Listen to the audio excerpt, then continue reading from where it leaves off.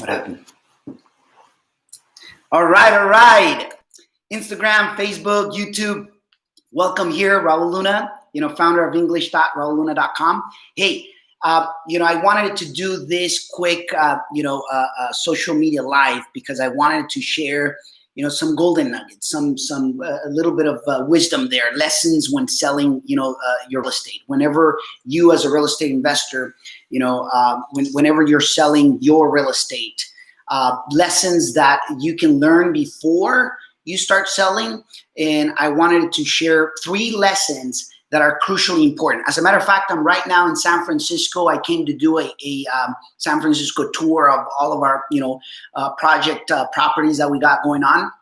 We got, I think, what is it, 6, 7, in San Francisco, we got 7 renovation projects. So anyhow, just wanted to be here with you for a few minutes. So hopefully you can hear me. If you hear me, let me know down below. I just want to make sure because I'm doing it from different devices here that it's not my typical device, and wanted to make sure. But anyways, lessons that you want to learn from. Okay, so when selling real estate, it's important, it's crucial that you pay attention to the following 3 things that I'm going to be sharing. Okay, it's going to help you save yourself from headaches or situations that may appear ahead during the transaction. So lesson number 1. Okay, lesson number 1, and I'm actually right here on a property that we have pending, that it's already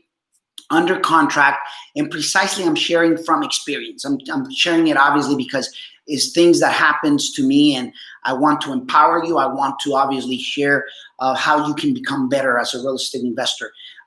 This property is obviously pending, and the interesting thing is that when we first got it under contract, the very first thing, because I've had previous experiences, is I told my real estate agent, I said, listen, make sure that you call the mortgage broker and that you, let's just make sure that the loan that they're using, it is a loan where they're, purely qualified. Like it's fully underwritten, that the only thing that is missing is maybe the address, the contract, and the preliminary title report.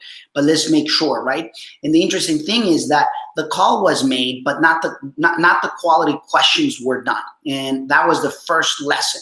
That lesson took me to the second lesson. The second lesson, basically what happened is that because the mortgage broker did not fully underwrote the file of the buyer, and because in this case the agent didn't ask the proper questions, even though I had one of my strategies that I use when I'm actually selecting a buyer is making sure that call goes out to the mortgage broker and the proper questions get done and get it in writing. Like, to me, it's like I want it in writing, right?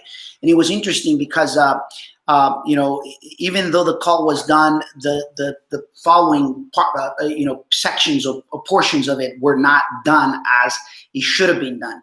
That took us to lesson number 2. Lesson number 2 is that when the file was fully underwritten, because the property wasn't under contract, then we found out that the buyers really went and got a lease, bought a car through a lease, and now they don't qualify for, obviously, the loan. So they scrambled to get a cosigner. They asked the parent for a cosigner. Parents, eventually, sort of agreed towards last minute. So now they added the parent to the purchase contract. It took another resubmittal of everything, financials and credit scores and you name it, right?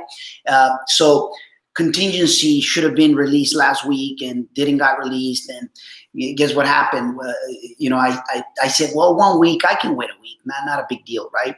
And then, we should have closed yesterday. I think it was yesterday that we should have closed, or today. It's either yesterday or today. And the interesting thing is we're obviously not closing because, it took longer. Now that took us to lesson number 3. They need obviously 10 days. 10 more days to close. I said, I don't have an issue. I'm willing to, give you whatever many days. You want 10 days, 15 days, 20 days? I don't have an issue whatsoever. Provided that, you pay a per diem basis of $350. You let me know if you believe that that's a, if that's a fair game or not.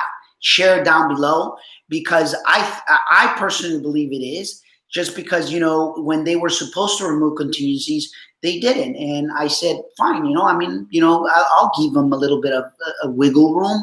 Although, then they came with very, to submit the offer, they came very aggressive, that they're not respecting what the offer is. And I'm okay with the fact that, they're going to take longer. I'm okay with all that, as long as they're willing to pay a certain price for it. And we'll see what they said. I think that they're, some sort of an agreement on paying, because they do see that, okay, you know what, they came in, they said that they were going to close in 25 days. Apparently, it's kind of crazy, because to me, the way I did it is, yesterday I asked my agent. I say, hey, listen, I want to talk. I really truly want to talk to the mortgage broker. They put me on the line, and I asked them, I said, let me ask you this. When this property was, when you received the purchase and sale agreement from the buying agent side, was this file fully underwritten? Did you know what the credit score? Did you know their income status? Did you know everything? Because everything smells like you just wrote a pre-qual letter and slapped it and go and do some shopping around. That's what a lot of newbie real estate, mortgage people do. It's sad, but that's what they do, and it sucks, because guess what? As the seller, I have to, basically do some serious homework, and you got to, right? 3 lessons. 1, make sure that whoever you decide to go with as the buyer buying your property, that you do your proper homework. Number 2, that basically if you don't do number 1, it's going to eventually either fall off, or they're going to have to bring somebody else to co-sign. And then if you know that they're going conventional, and they're saying, I'm going to close it in 10 days or 15 days, ridiculous. In this case, they say 25 days. It's kind of aggressive, even 25 days. But, that's going to take you to, lesson number 3. They're going to need more time.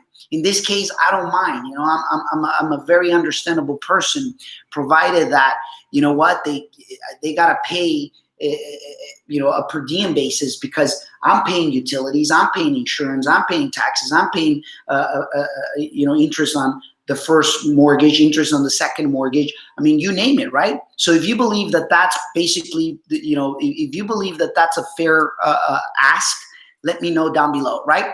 And if you don't, also let me know and tell me why. Anyhow, and this is after I gave them a week of, okay, I'll give you an additional week. It was like a silent week. I didn't say really anything. I said, you know what, it's okay. A week, it's a week. And, I believe in second chances, and I believe I believe in that stuff. But at one point, we just got to literally, make sure that there is a price to pay, right? Would you agree with that? Let me know. Thank you very much.